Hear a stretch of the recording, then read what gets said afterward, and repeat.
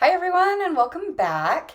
So today we are going to be learning about the basic tools that you need in order to start quilting. Uh, when I say basic, I mean basic. What you will need will grow depending on what kind of quilts you get. You also might want more variety as time goes on. So this will just to get you started. This is what you're going to need. Um, as always, before we start out, I want to share with you what wine I'm drinking today. And I actually haven't even taken a sip of it yet, but I'm very excited. So I figured it's a nice hot summer day outside. And what's the better way than celebrating summer than a nice cold glass of rosé? So I went to the store and I was looking at different wines, and the rosé stood out. And so I was kind of looking. I bought this, it was $10 um, at Albertsons, honestly. So it was $10 and it's normally $12, but it was on sale. So that's like my perfect type of wine because it's not something that's overly expensive. I do have some more expensive bottles of wines that I have and that I'm excited to share with you, but this one is perfect. So I am not normally a huge rosé person. Over the past year, probably I've drinking more rosés, but it's just not my cup of tea. Um, because I normally don't like overly sweet drinks just in general. I drink black coffee, I drink diet soda. I'm not a huge like super sweet drink type of person. So that's why I generally shy away from rosés. However, every once in a while on a nice hot summer day, there's just something magical almost about drinking a rosé. So here we go. Dark Horse Rosé. It says dry, bright, and crisp, which is like, I'm like, okay, that's exactly what you want out of a rosé, right? Oh, that's good. Oh, shit, that's good. Holy cow, guys. Go buy this wine.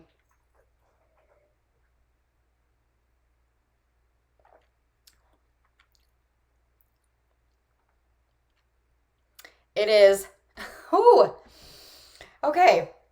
So when you first take a sip of it, it is like fruit in your mouth. Like bright is the best word for it. Mm. And it just softens and goes down smooth. This is an amazing wine. Everyone go buy Dark Horse Rosé right now. That was really good. Okay, now we're moving on. So let's talk about tools that we need. Um, all of my tools that I have upgraded over the years. I have bought a like on the budget version of it, and then I bought a more expensive version of it. Quilting can be a very expensive hobby, and so I'm going to tell you options for cheaper. Well, less expensive is probably a better word. And what you can go less expensive on, and what you maybe shouldn't go with less expensive on. But overall, you can make that choice. All of these items that I'm about ready to show you, except for a couple of them, um, you can find at any craft store. It doesn't necessarily even have to be a fabric store. I always, every time, recommend to shop local. Shopping local is just better for the community. And also, I have found that when I shop at local quilt shops, it you just have better stuff. You have better variety. You have stuff that's really more focused towards quilting. And then you also can become part of a really great community. And they have like quilting classes, and they have like group sewing, and it's just like a really great way to get together as a quilting community.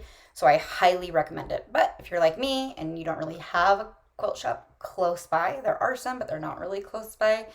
Um, Really, any fabric store, Hobby Lobby, Joann's, Walmart, even some Targets. Like, there are like lots of opportunity for you to buy out there. And of course, shopping.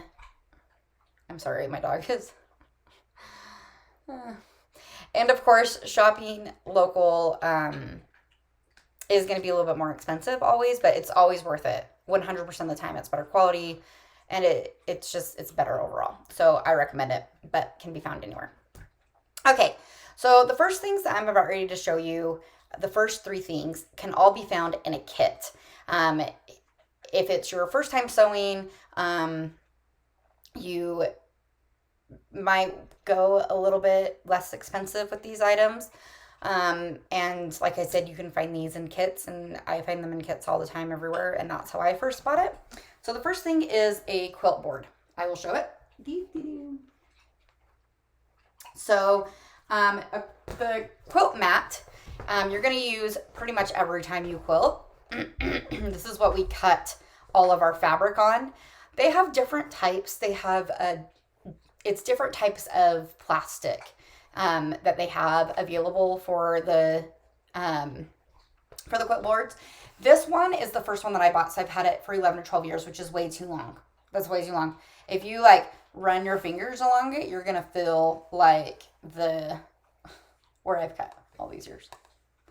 But you can get these for like a little bit less expensive, and I think it's okay. They do have more expensive ones. I've never even tried them, so I don't know. I don't know if they're better or worse or whatever. I really like this one a lot. I like the handle. I know that seems like such a small thing, but it is so easy, especially when I didn't have a quilt space before and I had to put away and get back out my quilt supplies every time. I loved having this handle, and it just seems so dumb, but it was really beneficial for me. It just is such an easy grab. So the bigger the better with these. Obviously, you have to think about your space in your place where you are quilting. So that is going to be a big factor as to how big you get. But the bigger the better, just because you have fabric is large, they're big pieces, and sometimes you have to, do really large cuts. Mine is 30 inches. Oh no, it's 23 even. And it has done me great over the past 13 years, whatever, of quilting. So a quilt mat. All right, so the next thing, again, these are all things you can buy in that kit that I was talking about. I actually don't know the official name of this, and I kept thinking like I should look that up, but I wouldn't. I'm so lazy. So this is a ruler thing, is what I've decided the official name is called. You're welcome. So this is the one that came in my kit, and this is the one that I used for probably 10 years. And I would never recommend this to anyone ever in my life. This is the one that I bought a couple of years ago. I was starting on these like really big quilts that I was doing, and I'm like, I'm just going to give in and I'm just going to buy it. The reason that this is better is because it's see-through. And so when you're going to see when we start cutting fabric, that you line up your fabric on your quilt board, and then you use this, and it's your guide for your rotary cutter. And so by it being see-through, it will line up with lines on our quilt mat, and it's going to guarantee a straighter line because you can line up those lines like both on here and on the quilt mat. And so it makes it much better, because the straighter the lines in quilting, the better. So in fact, quilting like really depends on straight lines. So this is better. Now this is going to be a lot more expensive than this, and especially since generally the quilt kits come with this one. So like I said, I used this one for 10 years, and it's did its job, and it did it fine. The other thing is it's kind of a soft fabric, so as you can see, I've nicked it, and so this line is longer straight, so when I cut, I kind of go down a little bit. It just, if you are on a budget, then get this one. Get it. If you really feel like that you can't splurge for this one, which I totally get, and I've 100 million times been there before, just get this one. It's going to do the job. It's going to do the job fine. It's going to be great and fabulous, and you're going to have beautiful quilts. I would just more recommend this one just because of the fact that it's see-through. All right, so the final thing that you can usually find in these quilt kits is your rotary cutter. So there are all different sizes and types of rotary cutters. I honestly, my first rotary cutter that I got was in the kit. It was all right. It did its job for probably 6, 7 years. And then I just upgraded. And the reason that I upgraded is because it was kind of starting to fall apart a little bit.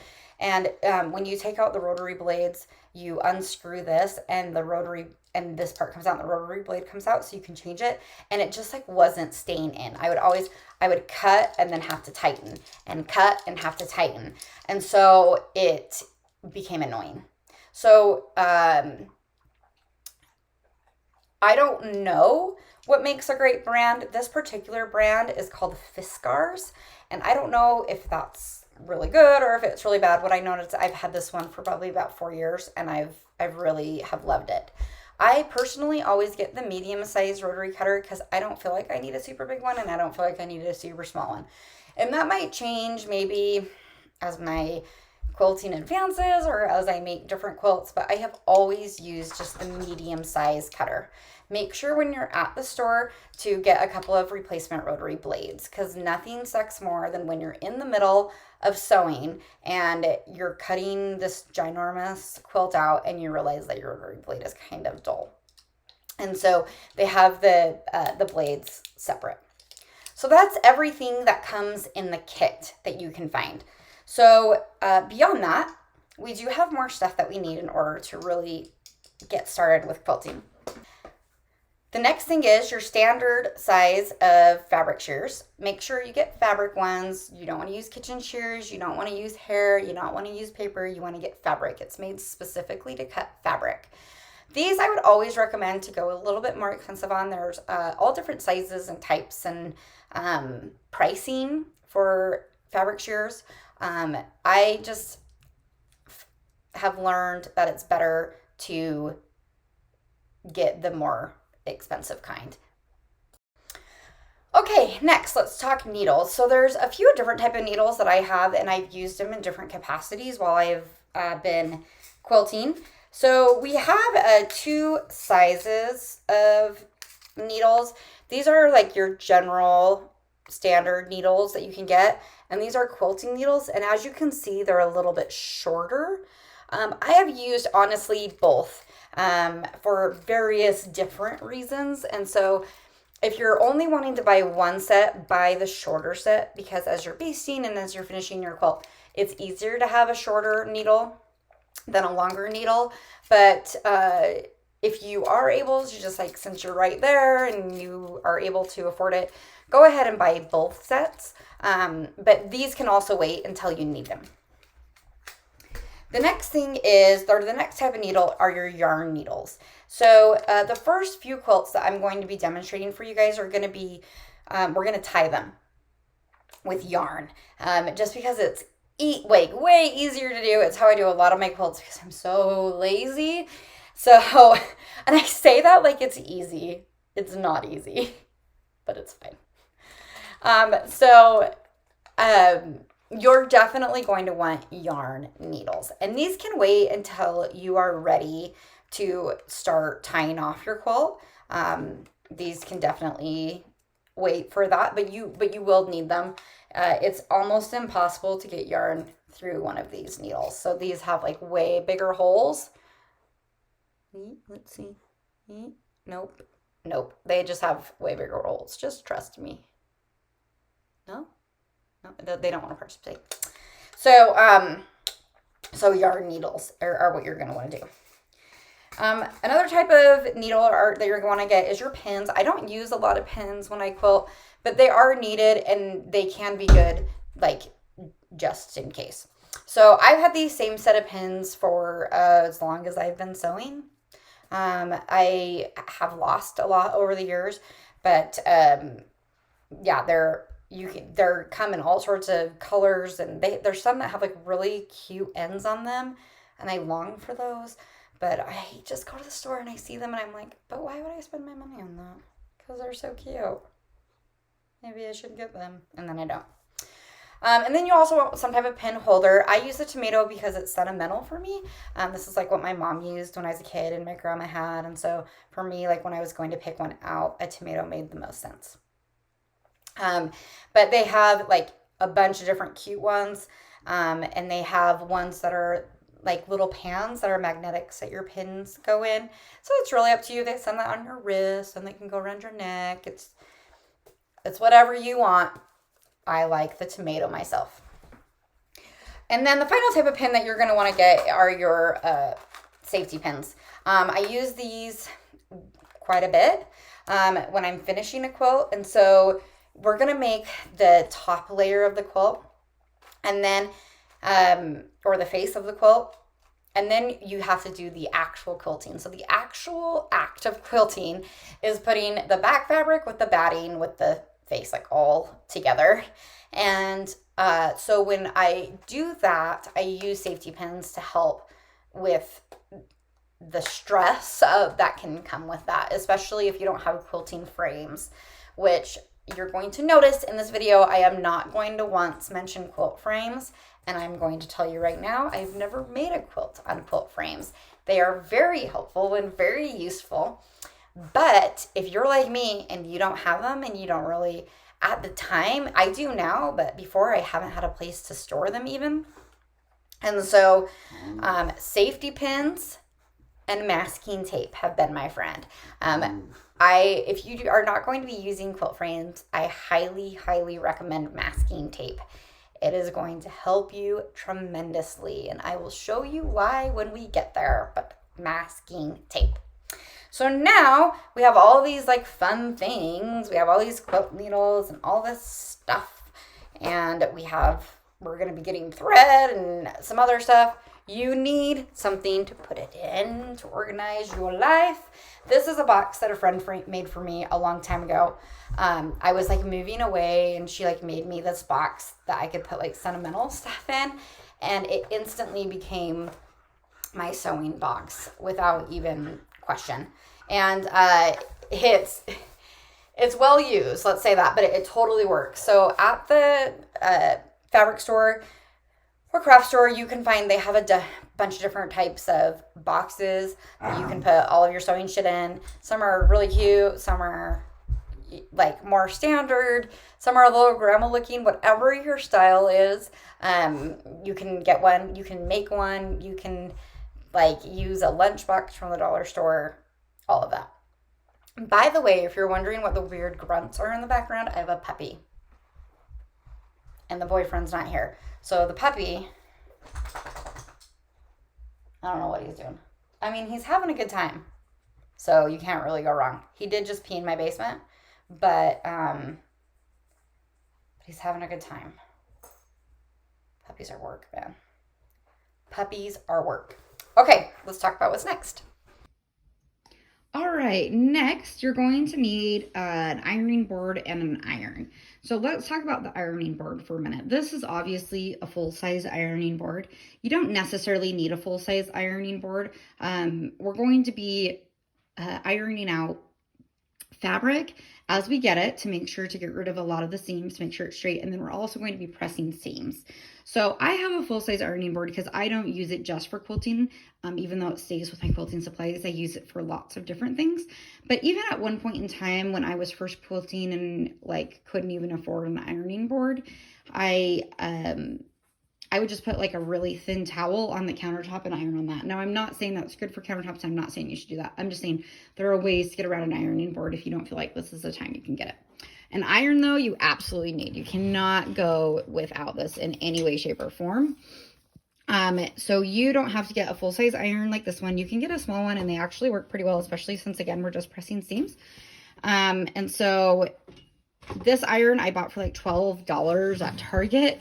So it's obviously not anything fancy or extra, and it works great. It works great. I have gone through a couple irons just because I always buy them cheap, which is probably, it's like a vacuum. It's probably one of those things that you should just buy nice. But yeah, so this is just a standard size iron. Next is you're going to need a place to keep all of your fabric. So let me move this out of the way. So I am at a point in my life where I finally have a room that I can quilt. It is shared with my home office for the time being. But so I have this old dresser that my boyfriend and I didn't need in the bedroom anymore when we moved. And so I was like, hey, this is perfect. So these are actually 2 shelves of fabric and then 1 shelf of sewing supplies down at the bottom, like a bunch of different patterns and stuff that I've used. You will need a place to store fabric. Before this, I did have a little, I bought it from Target, and it was like, I bought 2 of them. They had 3 drawers and they had wheels on it, and you could kind of move around, and they were plastic. They were shitty and they broke, but they held my fabric just fine, and they actually held more fabric than I thought. You will always have extra fabric, and I recommend 100% of the time to keep your extra fabric because you will use it. You will, even if you're like, where am I going to use this cow print fabric? I legitimately already have a place I'm going to use this because, and I've had this fabric for 9 years, maybe 10. And I'm finally thinking of a place where I can put it. And it's just always nice to have that extra fabric laying around. So you're just going to need a place to keep fabric. All right, next, the most obvious thing you need in order to start quilting is a sewing machine. So depending on how much you've heard about quilting or know about quilting, you may have heard of a long arm machine or a quilting machine. I do not have that. Reason being is because they are expensive, and it just is not something I've been able to invest in yet. That being said, a regular sewing machine works fine. This is also why I tie a lot of my fabrics, because smaller machines like this are harder to get quilted. Also, you can send your quilts off to a quilt shop, or there might be someone in your area who sews quilts, which some people do, and you can farm it out and have someone else do it. A lot of people do that, and there's no shame in it. So a standard sewing machine is fine. My particular brand is a Kenmore. My mom used Kenmores and Stingers, and so I use Kenmore and Stingers. And in fact, every sewing machine I have had, which is 2, have been from my mom. They've been hand-me-downs from my mom. The first one was the machine that she had when we were growing up. Oh my God, and it broke in a move. I legitimately sobbed over the loss of that machine. So she gave me this one, which has been really great. I really like it. I like the different settings. But if this is your first time sewing, I would just go out and just get a machine. Don't have to go super fancy. It doesn't have to have a lot of different options here. It doesn't have to any of that. You just need something that can sew. One thing that I do like about this machine that I will say that compared to my last machine is it does have this extra room in it. And so I have some extra things in here that I would use while I'm quilting, including bobbins. This is a very important tool. It's like the oh shit handle in your car when you go to crash and you grab it and you're like, oh shit. This is when you're crashing and quilting. It is a seam ripper, and you will use it because you will mess up and you will need to rip seams, and you will be swearing and the whole time doing it. This is why we drink wine while we sew. So as we are ripping the seams, we don't want to die. And also, this is good for your partner in your life, because if you're seam ripping and they come in and they're like, hey, babe, have you done the laundry yet? You can stab them with it. And it's just really convenient because it's already right there. You're already in a bad mood because you're seam ripping, and you just stab. It's really convenient just to have. So let's talk about bobbins. So a bobbin is going to come with your machine. But you're going to want it extra. As you can see, I had a bunch in here, and then I have a whole bag of extra bobbins. The reason they're nice is because you kind of, you don't want to unravel a bobbin once you've put the thread on there, because these actually come naked with no thread on it, and you thread it yourself. And so you don't want to unthread it because that's a lot of thread on there. That's a lot of thread. And so it's nice just to have a bunch of extra bobbins. So when you're buying bobbins from the store, you're going to see that they have like ready to go plastic ones with generally white or black thread in it. There are a lot of benefits for those, and benefits being they're already threaded. White and black are really popular colors used. It's easy. However, they don't always fit in every machine. And I also feel like that the heaviness of the metal helps, because as you're sewing, what's going to happen is this thread's going to be, I can't grab the thread. This thread's going to be pulling, and this bobbin will be inside here and it'll be tied down. It'll keep going and going and going. But what I have found is that with the those lighter plastic bobbins, my bobbin thread gets tangled a lot easier with the thread that's coming through up here, because it's all coming through right here and it's connecting with this thread, which is coming from up above. And so let's see if I can bend down here. And so as it's coming through, what will happen a lot is your bobbin thread and the thread up here are going to get tangled. And so it's really just what I have noticed with the plastic bobbins is that, and I don't know if it's necessarily because they're heavier. That's just what it seems like to me, but I have just noticed that they've gotten tangled. Now you need to keep in mind that not every bobbin is treated the same. So just make sure to look at your owner's manual of your sewing machine to see what type of bobbin you need. Or just take in the bobbin that you have and go and find extras in the fabric store. That way you're just getting a good one. I also like the bobbins that have a lot of holes on them. Reason being is because when we're threading a bobbin, you're going to be pulling the thread through one of these holes, and it's just nice to have it's just nice to have lots of holes. It makes it easier to thread that bobbin. So that's everything with the sewing machine. Oh no, it is not. Pick up a couple of extra needles for your sewing machine. You will break a needle at least once in one quilt. That's actually not true. I haven't broken a needle in a long time, but just go ahead and pick up some extra needles. Again, this is something that from the owner's manual, you're going to see that you, what kind of needle it is, or you can just bring in this needle, or if you take off the needle, on the back of the needle, it tells you what size it is, and you can just snap a picture of that before going in. Not all needles are treated the same. It just makes sure it fits with your machine. All right, that's it. Those are the basic tools you need to start quilting. Don't forget the wine. It's a very important part. You know, the only problem with quilting and wine is the possibility of spillage. So just keep that in mind.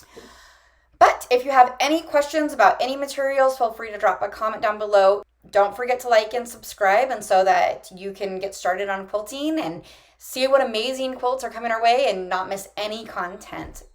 So open up your bottle of wine and let's get quilting.